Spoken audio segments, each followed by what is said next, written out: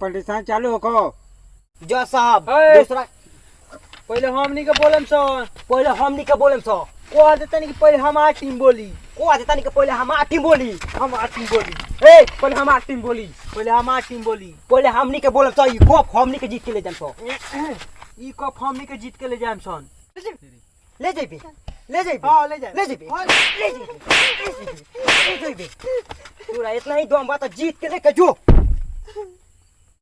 अगर तनी के इतना ही हिम्मत बा तो ई कप ले जाके दिखाओ सन ई हमनी के लेके जाम सो इधर है ए जज माने कुछ ना तू चुपचाप रहो हमनी के ले जाम सन एकरा खातिर जवान चीज हो जाओ कप हमनी के लेके जाम सब बाबू पहले अरे छोड़ दो भैया झगड़ा कइला में कोनो फायदा नहीं छोड़ है फायदा नहीं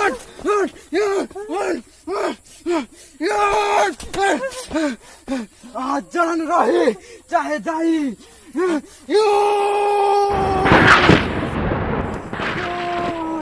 जय हो बजरंगबली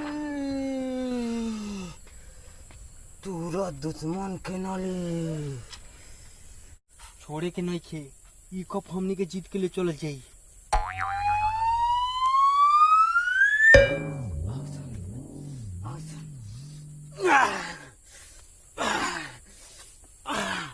हे राजा कहे त लड़े खतरे बिछिन भर चला चलो तो जरा से लड़ी या और तुम तोरे से लड़े ये मत जा पी करो के जा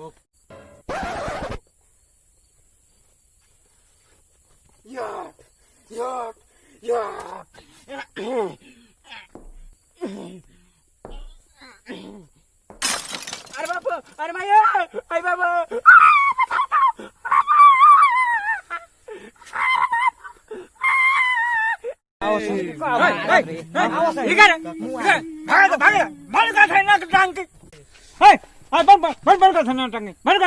टंकी करे बड़े ना प्रोग्राम हटा दे तब हम अपन कप लेके जाए कप दे काय कप दी कप तो कप में कपवा किने में आधा पैसा हम देले बनी कप दे ने आधा पैसा हम देले बानी हे राजा आधा पैसा हमार द हट बनी दीपक के पैसा दे कप केहू ना ले जाई पैसा दे हट कंपटीशन होई इज्जत से होई थामी में हां होई कंपटीशन हां बैठी जा सब रुआ बैठी हां तो गाल मत खिला दिया बुढ़ऊ हां होई हां कंपटीशन होई कंपटीशन कंपटीशन होई इज्जत के साथ होई आ हम 1 2 3 बोले तो हे पार्टी से कंपटीशन शुरू होई हां ठीक बा जसा ठीक बा ठीक बा बोला बुढ़ऊ बोला 1 2 3 हमार भैया बा शेर और शेर जब उदाहरण लानू तो तीन जना के गड़ फट जाला तो तनी कम ना दहाड़े के कम भैया तनी डाल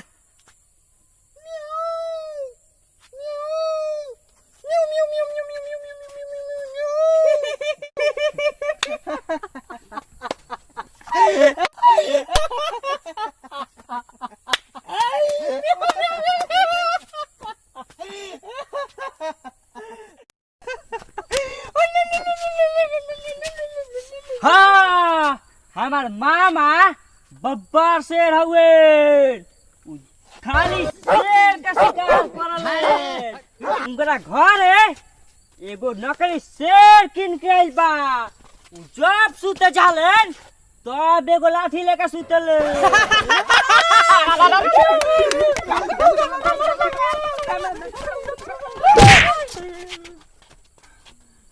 अब तो हनी के बताओ सन आज एकरा के काम ना ये स्टाइल में हम मारी मामा हो एकरा के छकवा स्टाइल में मारो मारा चाचा मारा राजा सामने से हटो धंधा की हाय बेटी जीती हाय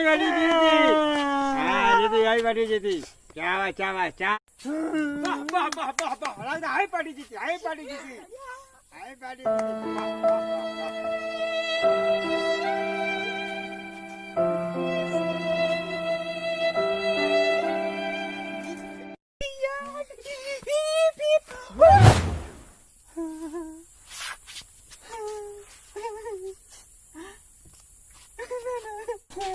इतना आसानी से जीते ना देम सर। अभी तो अब महा मुकाबला चालू होता ये राजा। होई देखो टेबल पर कप रलो आ उठा काहे ले लो हो सहार के रखो, अभी तो महा मुकाबला बाकी बा।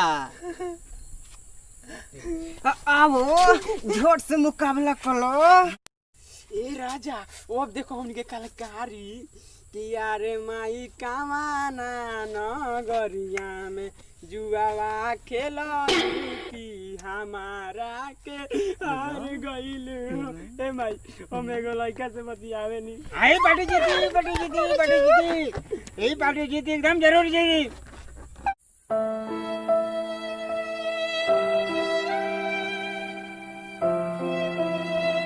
हाँ हाँ यही पार्टी जीती एकदम, यही पार्टी जीत गई, जीत गई, यही पार्टी जीत गई। हमार बेटी गाय गाय गाय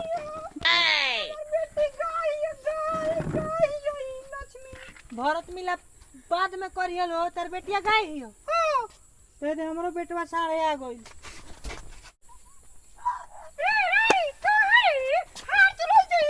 ना रे माई हमें जे ना रे हम देखो सब लइको के ताकत हवे।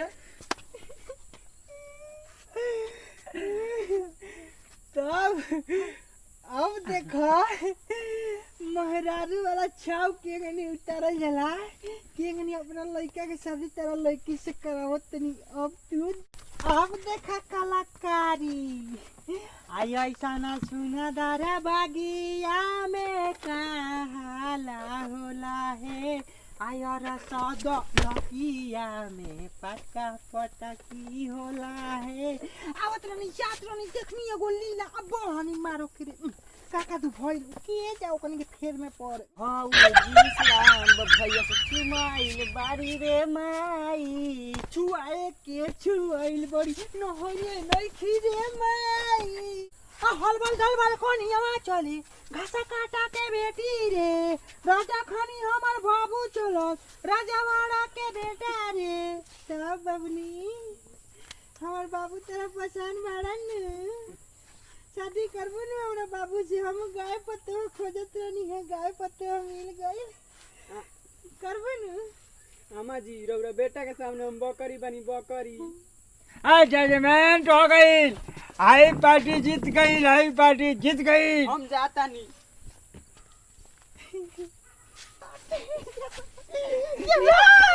हाय गाइज कैसे हैं आप लोग। वीडियो अच्छा लगे तो लाइक शेयर कमेंट कीजिए।